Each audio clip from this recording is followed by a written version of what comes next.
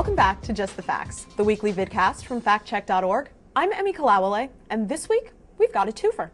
First, we're going to look at a misleading chain email making the rounds on the internet, and next we're going to look at a misleading statement made in an ad from the Obama camp. But first, the chain email. This message claims that bills that Senator Obama introduced during his time in the Senate are more numerous and substantive than bills that Senator Clinton introduced. But don't believe it. The email reads, "Let's take a closer look at who's really qualified and/or who's really working for the good of all of us in the Senate, Obama or Clinton." But then it proceeds to do just the opposite. It grazes the Library of Congress Thomas database and counts each senator's legislative work using different rules.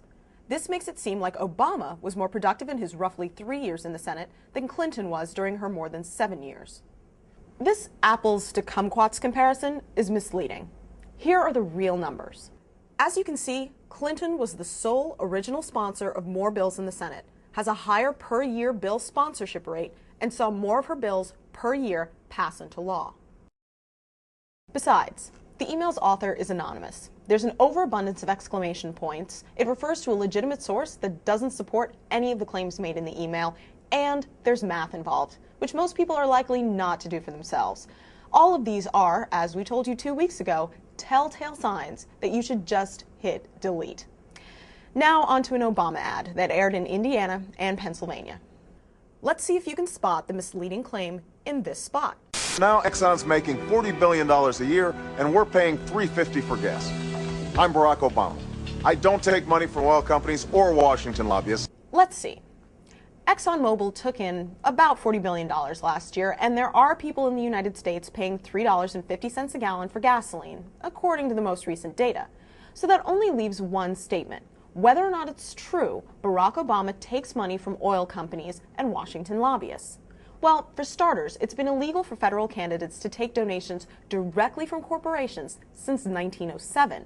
So rest assured, the candidates aren't doing that, including Barack Obama. But according to data from the Center for Responsive Politics, Obama's taken roughly $213,000 from individuals who work for oil and gas companies and their spouses. The Obama campaign argues their candidate doesn't take money from lobbyists or PACs. But Obama has 2 oil industry executives who are bundling individual donations for the campaign to the tune of $50,000 to $100,000 each.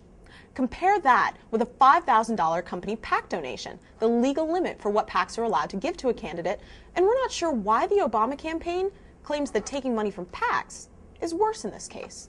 As for whether Obama takes money from lobbyists, we think that's splitting hairs. It's true he doesn't take money from federally registered lobbyists, but he does take money from former lobbyists, their spouses, and from people who work for lobbying firms. And some of his bigger fundraisers were lobbyists before they signed on to his campaign.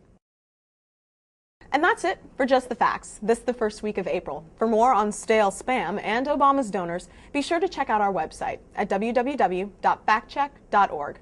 I'm Emmy Kalawale. Happy spring, and thanks for watching. See you next week.